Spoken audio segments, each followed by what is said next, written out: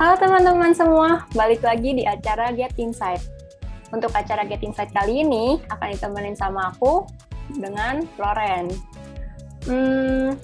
Hari ini kita akan bahas suatu tema yang cukup menarik dan pastinya teman-teman akan suka sih. Apa sih itu? Kita akan bahas tentang roh-roh jahat. Dan kita akan bahas sama satu narasumber yang pastinya udah cukup berpengalaman nih di bidangnya. Langsung aja yuk kita panggil Kak Sony. Semuanya tenang bisa bersama-sama dengan kalian. Halo. Selamat malam. Selamat Kak, malam. atau Omi panggilnya. Whatever lah, mau panggil apa saja tetap pribadi yang sama. Panggil Kak aja ya biar lebih Boleh. Get Insight kan? Iya, Get Insight. Oke, apa kabar nih Kak Sony? Puji Tuhan, bisa dilewati semua. Oke Kak, kan kita kan mau bahas tentang roh-roh jahat nih. Dan ya kita udah cukup tahu lah, kalau Kak Sony ini kan cukup berpengalaman di hal-hal seperti ini. Tapi kan kita nggak boleh fokus sama roh-roh jahat itu ya. Kita harus tetap fokusnya sama Tuhan. Ya.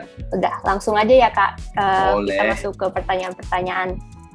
Nah, kalau menurut Kak Sony sendiri, sebenarnya apa sih pengertian dan dari roh-roh jahat itu dan kenapa roh-roh jahat itu bisa ada? Alkitab itu membahas secara luar biasa ya, secara luar biasa. Jadi detail sekali. Alkitab itu gini, lebih baik begini.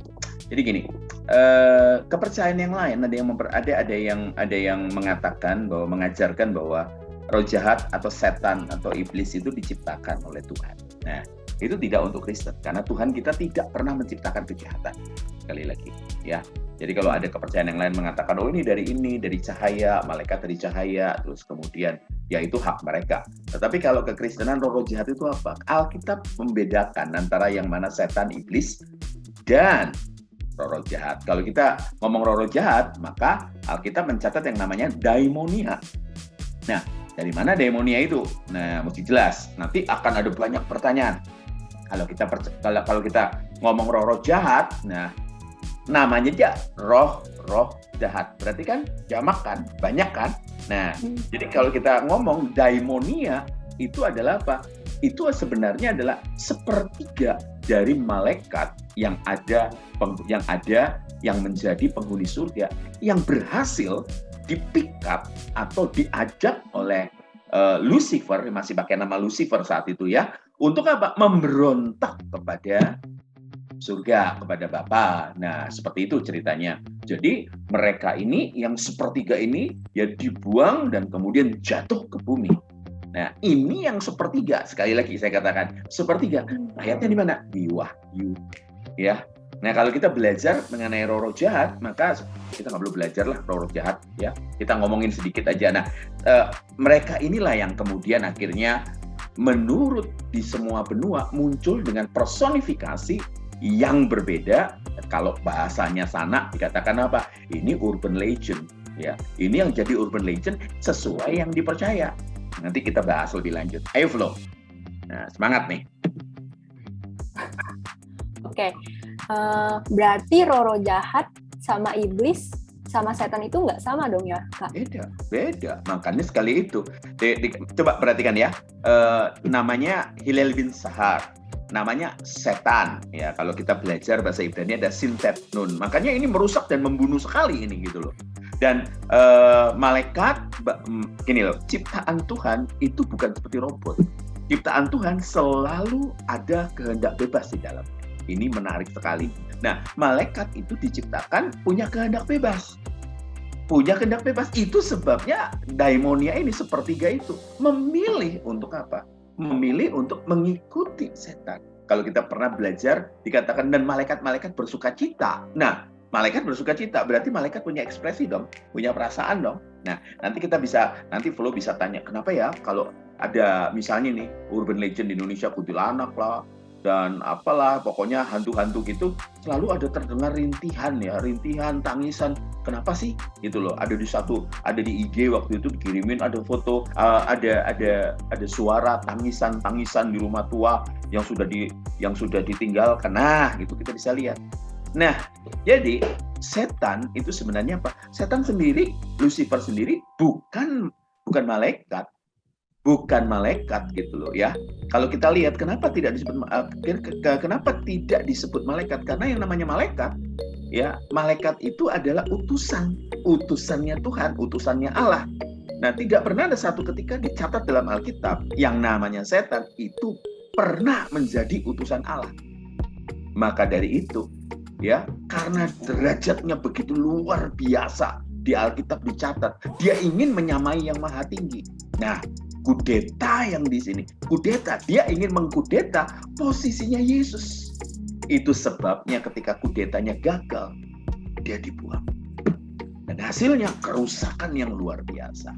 Nah, jadi beda ya, setan, iblis, dan roh jahat. Ya, ini kita mesti bisa bedain ya. Tapi masalahnya di Alkitab Indonesia, setan, iblis, dan roh jahat itu selalu disamakan. Ya, ada yang harusnya untuk setan, malah ditulis roh jahat. Contoh salah satu dikatakan gini, dan dikatakan apa? Dan setan pun dan iblis pun gemetar. Si iblis sama setan nggak pernah gemetar. Bahkan pada saat sebelum dia dihukum, bahkan sebelum Tuhan Yesus mati di atas kayu salib, dia begitu saja mudah naik turun kayak punya lift gitu kan, naik turun terus kemudian apa? Bisa ngomong. Malah Yahweh Elohim bicara kepada Satan. Dia katakan, kamu lihat anakku Ayub, kamu lihat hambaku Ayub, kan ngomong gitu. Tetapi setelah Yesus mati, nggak ada lagi, nggak ada lift ke surga, cut off, dan kita tinggal tunggu apa? Tinggal tunggu hari kesudahannya. Jadi apakah roh jahat, iblis, setan itu sama? Beda. Nah, secara hierarki ya, yang namanya setan itu yang pada puncak kekuasaannya. Nah, ini kita ngomongin sedikit nih mengenai Lucifer ya. Makanya kalau ada orang ngaku-ngaku ini, wah, aku ketemu Lucifer. Namanya saja bapak pembohong. Ya, namanya bapak pembohong. Di Jakarta banyak, di Kota Malang, di kota saya banyak. Bukan TNI, ya. Bukan TNI, bukan polisi, bukan pas pampres. Tetapi di mobilnya ada stiker TNI, atau stiker polisi, ya, atau topi polisi yang ada di depannya dashboard. Itu kan nipu banget gitu loh. Ngerti kan?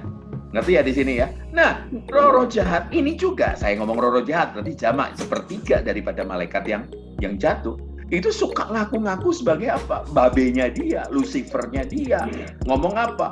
Gue Lucifer, kenapa? Supaya orang yang dihadapi pada saat itu takut.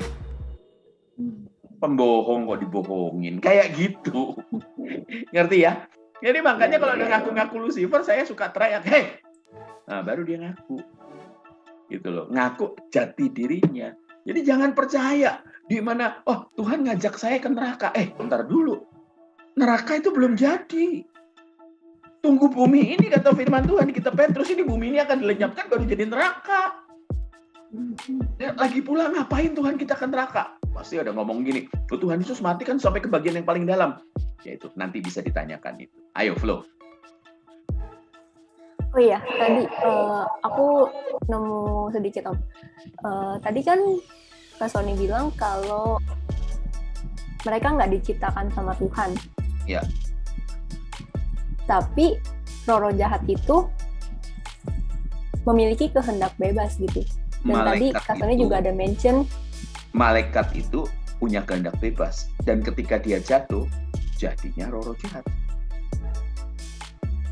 Jadi malaikat itu diciptakan sama Tuhan atau bukan? Malaikat diciptakan, tetapi kejahatan tidak pernah diciptakan oleh Tuhan. Mengerti ya di sini ya? Oh, berarti kejahatannya yang tidak diciptakan oleh Tuhan, melainkan ya, sosoknya tetap diciptakan oleh Tuhan. Sosoknya apa dulu nih? Nah, kita mesti jelas. Jadi gini. Malaikat itu. Jadi gini. Tuhan tidak pernah menciptakan kejahatan. Tuhan tidak pernah menciptakan setan. Tuhan tidak pernah menciptakan iblis. Tuhan tidak pernah menciptakan roh jahat. Tuhan hanya menciptakan makhluk yang namanya malaikat. Ya. Terus Tuhan menciptakan makhluk yang namanya Lucifer. Lucifer ini gelar. Nanti pada saat Tuhan Yesus menang di atas kayu salib, maka gelar ini tidak layak lagi diambil oleh si setan. Ngerti ya? Jadi karena awalnya mereka baik, ketika jatuh mereka jadi opposite. mereka jadi jahatnya luar biasa. Nah, jahatnya itu namanya yang kita kenal sebagai roh jahat, sebagai setan, sebagai apa? Iblis. Oke. Ngerti ya? Jadi tidak seperti di kepercayaan yang lain, yang Tuhan khusus menciptakan makhluk yang namanya setan, iblis, dan roh jahat. Tuhan kita tidak pernah menciptakan kejahatan. Mengerti di sini ya? Oke, paham. Nah, good, pintar. Oke, berarti kalau yang di film-film horor tuh kan ada kuntilanak lah, ada genderuwo lah, ada pocong lah. Itu kan berarti roh jahat yang menyamar gitu ya, Kak ya? Iya. Makanya sekali lagi Alkitab mencatat jelas bahwa dunia orang mati dan orang hidup itu terpisah. Dunia orang mati tidak bisa lintas alam kayak pecinta alam aja, nggak bisa lintas alam lah. Ya, jadi alam kematian sama alam kehidupan nggak bisa. Jadi gini bro. Jadi sebelum Tuhan Yesus mati dari kayu salib, ya pada saat Tuhan Yesus mati kan kuburan ada gempa bumi besar, ya, dan ada kegelapan yang meliputi, terus kuburan-kuburan kan terbuka. Nah itu kebangkitan secara luar biasa, kebangkitan pertama. Ya orang-orang kudus bangkit setelah Yesus bangkit dari antara orang mati, maka orang-orang kudus itu masuk ke kota kudus. Ini hebat nih, dengerin ya. Jadi sebelumnya orang-orang yang mati pada saat zaman sebelum Yesus mati di atas kayu salib, dari zaman Adam sampai sebelum Yesus mati di atas kayu salib, ini milik siapa? Ini miliknya setan. Ini miliknya Satan, gitu loh. Ya makanya dia berkuasa sekali. Tapi ketika Tuhan Yesus turun, Yesus menang, Yesus ngambil kunci alam maut itu. Ya, Yesus turun. Nah, turunnya kemana? Bukan ke neraka. Turunnya kemana? Turunnya ke alam maut. Nah, Tuhan Yesus ngomong sama penjahat yang ada di sebelahnya. Ngomongnya gini nih, hari ini kau akan bersama-sama dengan aku di Firdaus.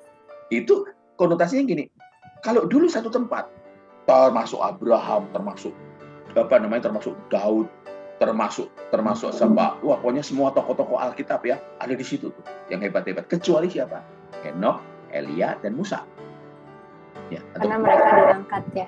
Mereka diangkat, itu hebat. Ngerti ya? Nah, maka dari itu di dalam Wahyu, ya, yang namanya apa? Yang namanya kuasa kegelapan itu teriak-teriak, mendakwa mereka. Kenapa? Ini harusnya miliknya apa? Miliknya alam maut. Alam maut miliknya setan. Tapi ketika Yesus mati di atas kayu salib, kunci alam maut dipegang oleh Tuhan Yesus. Nah, oleh Tuhan Yesus dibagi dua. Nah, ini namanya intermediate state. Keren banget ngomongnya. Intermediate state, ya. Tempat ini adalah apa? Seperti tiruannya surga dan tiruannya neraka. Tiruannya surga, anggap saja alam mautnya, ya, alam kematian, istilahnya gini, Hades itu ada Hades nyaman. Ini tempat orang-orang yang selama hidupnya sesuai dengan apa yang Tuhan kehendaki. Tuhan tinggalkan di situ, Tuhan taruh di situ. Dan sementara Hades yang tidak nyaman, ini adalah tiruannya neraka. Belum neraka. Sekali lagi, belum neraka. Dan yang pegang kunci adalah bisa nggak setan masuk ke sini? Nggak bisa. Ini kekuasaannya siapa? Kekuasaannya Tuhan Yesus. Ngerti ya? Nah, jadi namanya juga Bapak pembohong dan anggota masyarakatnya anggota pembohong. Maka dari itu selalu dikatakan apa? Apa yang ditakutkan? Makanya tanya nih ke Flo. Kira-kira yang dinikmati setan itu apa sih? Istilahnya gini kalau orang-orang tanya, makanannya setan itu apa sih? Kejahatan manusia? Bukan, kayak banyak orang ngomong kemenyan lah, bunga lah, apalah. Bukan, itu klasik banget itu, film-film klasiknya Indonesia tuh, ya, Ratu Ilmu Hitam, ya, dan lain sebagainya. Nah, beda. Setan itu sebenarnya paling suka dengan yang namanya apa? Fear. Namanya ketakutan. Di bawah derajatnya lagi, kekhawatiran. Kenapa sih orang Kristen tidak boleh khawatir? Nah ini. Kenapa tidak boleh khawatir? Karena pada saat kita khawatir itu derajatnya lebih rendah daripada takut.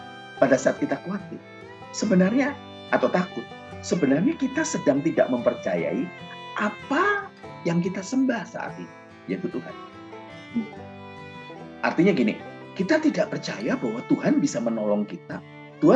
Kita tidak percaya bahwa Tuhan bisa menjaga kita. Kita lebih apa? Lebih mempercayai, kalau kita takut ya, lebih mempercayai bahwa apa yang kita takuti itu bisa mengganggu, bisa mencelakai hidup.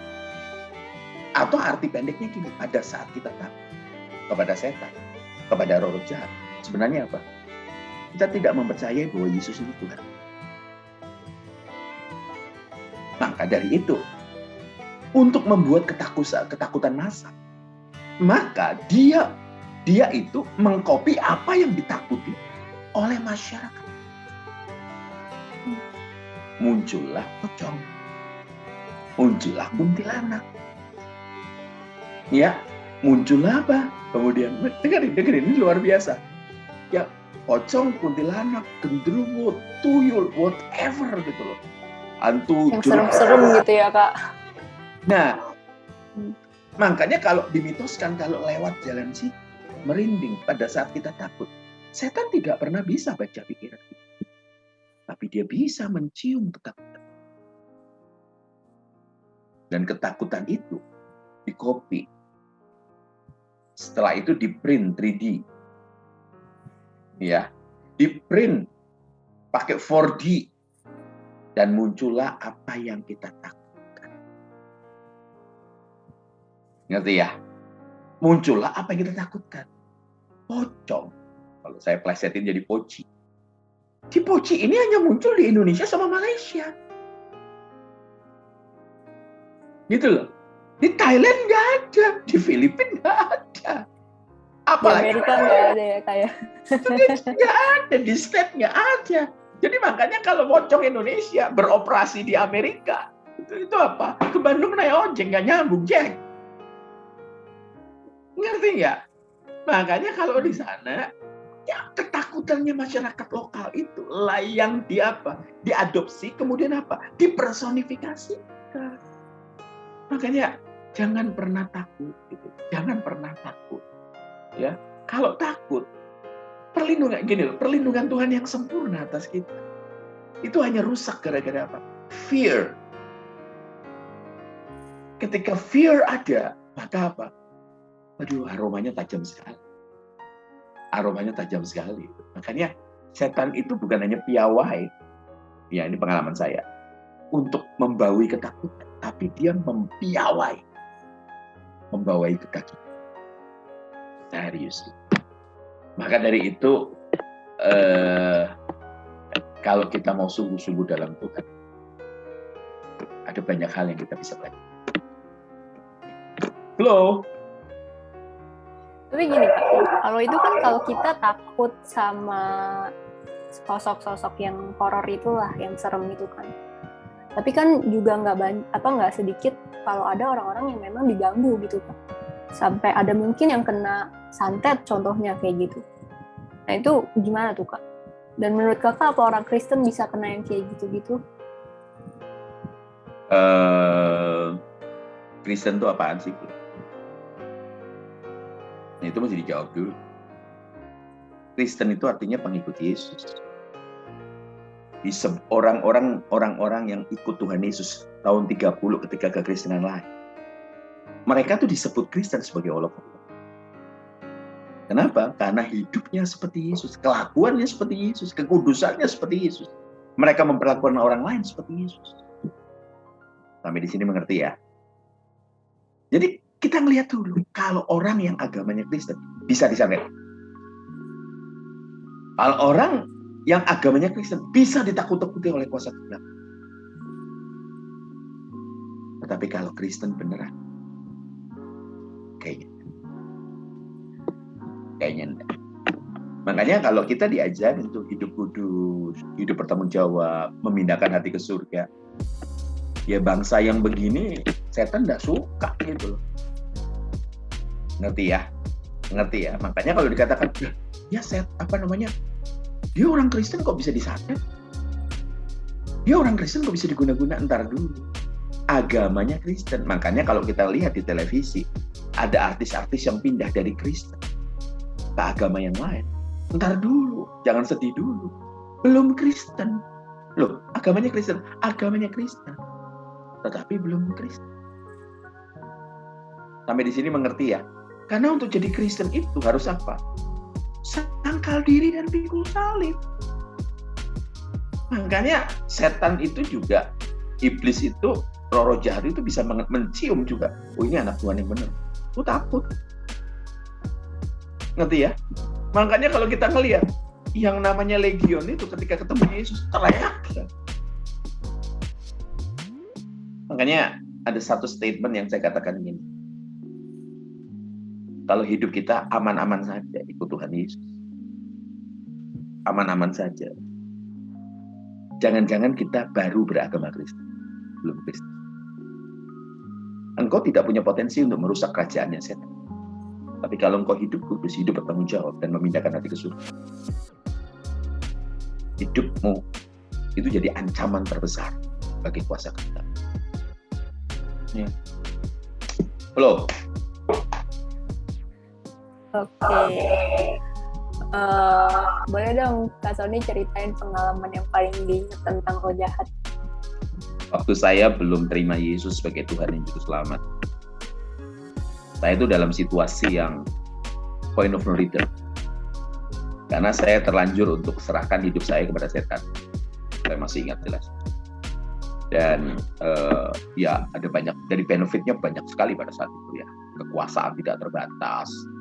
Saya bisa masuk, ya kalau sekarang sih pakai VR, pakai virtual reality yang seolah-olah masuk ke tempat yang lain, bisa ke tempat yang lain, bisa ini dan itu ya. Saya nggak mau ceritain detail ya. Jadi saya belum Kristen, tapi mami saya seorang Kristen yang baik. Ya, mami saya selalu katakan kalau kamu diganggu setan, dan mami saya tahu bahwa saya sering diganggu. Mami saya sering diganggu. Saya sering diganggu dan mami saya bilang kalau kamu takut. Awal-awalnya ya, saya katakan kalau kamu takut, panggil nama Yesus. Bayangin, saya yang saat itu tidak percaya Yesus, tapi saya tahu ada kuasa nama Tuhan Yesus itu luar biasa. Saya teriak pada saat satu utusan iblis datang kepada saya dan tagih janji kepada saya. Saat itu saya terpojok. Nggak ada satu ayat firman Tuhan pun yang ada di sini. Nggak ada. Matius, Markus, Lukas, Yohanes nggak ngerti saya. Nggak ngerti saya. Dan tahu yang terjadi ketika saya masih ingat malam itu ketika roh jahat dengan level yang tertentu keluar dari dinding saya. Ya, di dinding itu seolah-olah ada portal. Dan ketika itu keluar, dan dia berusaha ngambil saya mundur, saya dirancang, saya udah berhenti di tembok, udah nggak bisa kemana-mana. Ya tentu ilmu yang dari iblis itu tidak bisa saya pakai buat iblis. Nggak bisa, nggak mempan. Walaupun ilmu saya kan itu mesti penjelasan, mesti dalam, harus sesuai firman Tuhan. Dan saya panggil nama Tuhan. Saya panggil nama Yesus. Saya masih ingat ketika saya panggil nama Yesus, sosok yang ada di depan saya, yang hierarkinya sangat tinggi, itu mundur. Dia panik banget ketika saya dengar itu. Soalnya kenapa? Pada saat saya sebut nama Yesus, saya itu tergantung sekali di situ. Hidup saya itu tergantung di seutas tali yang namanya Yesus. Dan saya baru tahu itu iman. Ternyata itu iman gitu. Percaya itu. Iman itu artinya penurutan kepada kehendak Tuhan. Jadi Tuhan, pokoknya aku ikut engkau, apapun, whatever lah pokoknya. Ketika saya teriak lagi Yesus gitu, dia mundur. Akhirnya saya kayak orang gila tuh, sambil maju Yesus sampai dia masuk ke tembok dan hilang. Ini hampir saya nggak pernah ceritakan. Ya pernah sih, tapi sedikit sekali saya pernah ceritakan versi ini. Dan dia mundur dan saya amazed. Dalam hati saya, ini hebat ya. Nyebut nama Yesus saja dia mundur ya. Nggak pakai ilmu, nggak pakai mantra, nggak pakai rapalan, nggak pakai tenaga dalam, nggak pakai chi, nggak pakai cakra, nggak pakai ini. Semuanya nggak pakai senjata gitu ya. Kalau nonton Saint Seiya kan, wah keluar semua senjata gitu ya. Ini nggak ada. Hebat. Saya sampai hari ini terkagum-kagum. Peristiwa itu saja membuat saya terpesona. Padahal belum Kristen. Sekarang udah Kristen, proses. Sampai di mana? progres. Nah, silakan Flo. Kalau nggak ada progres namanya bukan proses ya Kak ya. Iyalah, mau proses terus proses gitu. Iya.